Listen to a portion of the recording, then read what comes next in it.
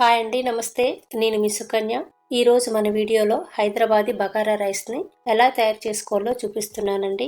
ఈ రైస్ని మీరు చికెన్ కర్రీతో కానీ, మటన్ కర్రీతో కానీ, మసాలా వంకాయతో కానీ తింటే చాలా రుచిగా ఉంటుంది. అలాగే చాలా సింపుల్ కూడానండి తయారు చేసుకోవడం. చిన్న చిన్న టిప్స్ పాటించారంటే వంట రాని వాళ్ళు కూడా చాలా ఈజీగా ఈ బగారా రైస్ని తయారు చేసుకోవచ్చు. మరి ఎలా తయారు చేసుకోవాలో చూపిస్తానండి. మీకు నచ్చినట్లయితే ట్రై చేసి చూడండి. చాలా టేస్టీగా ఉంటుంది. ఫస్ట్ నేను ఇక్కడ 2 గ్లాసుల రైస్ని తీసుకున్నానండి. బాస్మతి రైస్తోనే కాకుండా ఇలా మనం రోజు ఇంట్లో వండుకునే సన్నబియ్యంతో కూడా చేసుకోవచ్చండి. సో ఇప్పుడు నేను ఆ రైస్తోనే చూపిస్తున్నాను.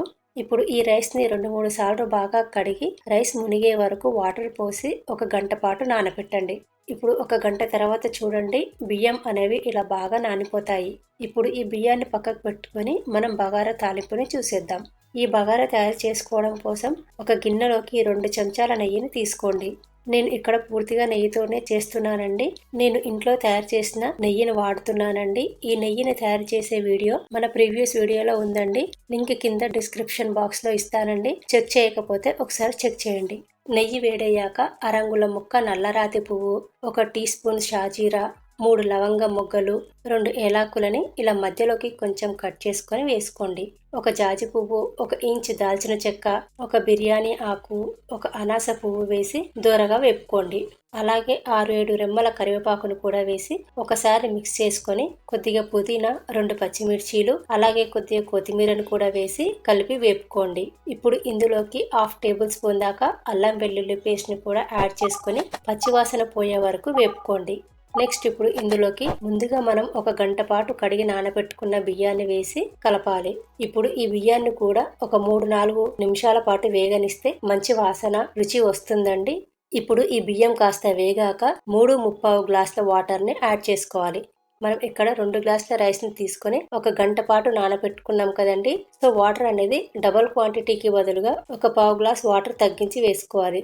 అప్పుడే అన్నం కరెక్ట్గా కుక్ అవుతుంది. మీకు టైం లేదంటే బియ్యాన్ని నానబెట్టకుండా డైరెక్ట్గానైనా వండుకోవచ్చు.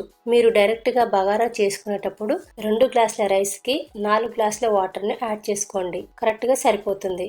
ఇప్పుడు ఒకసారి కలిపి రుచికి సరిపడ ఉప్పు వేసి కలిపి మూత పెట్టండి. ముందు స్టవ్ని ఒక 5 మినిట్స్ హై ఫ్లేమ్లో పెట్టి ఉడికించుకోవాలి. అన్నం ఉడకడం స్టార్ట్ అయిన తర్వాత ఫ్లేమ్ని లో టు మీడియం ఫ్లేమ్లోకి అడ్జస్ట్ చేసుకుంటూ మరో 5 నిమిషాలు కుక్ చేసుకోవాలి. ఇప్పుడు మూత తీసి చూస్తే మొత్తం బగారా అంతా బాగా కుక్ అయిందండి. ఇప్పుడు స్టవ్ ఆఫ్ చేసేసి ఒక 15 నిమిషాలు అలా వదిలేయండి. కింద చెమ్మ లేకుండా సెట్ అవుతుంది. ఇప్పుడు ఒక 15 నిమిషాల తర్వాత సర్వింగ్ బౌల్లోకి ట్రాన్స్ఫర్ చేసేసుకోవడమే. ఉల్లిపాయ, నిమ్మకాయతో సర్వ్ చేసేసుకొని మసాలా గ్రేవీ కర్రీతో తినేస్తే చాలా బాగుంటుందండి టేస్ట్. బగారాని ప్రిపేర్ చేసుకోవడం కూడా చాలా సింపుల్ కదండి. ఈ బగారా రైస్ని మరి మీరెప్పుడు ట్రై చేస్తున్నారు? ట్రై చేసి మీకు ఎలా కుదిరిందో కింద కామెంట్ సెక్షన్లో కామెంట్ చేయండి. మరిన్ని సింపుల్ టేస్టీ రెసిపీస్ కోసం మా ఛానల్ని లైక్ చేయండి, షేర్ చేయండి, సబ్స్క్రైబ్ చేయండి. Thank you for watching.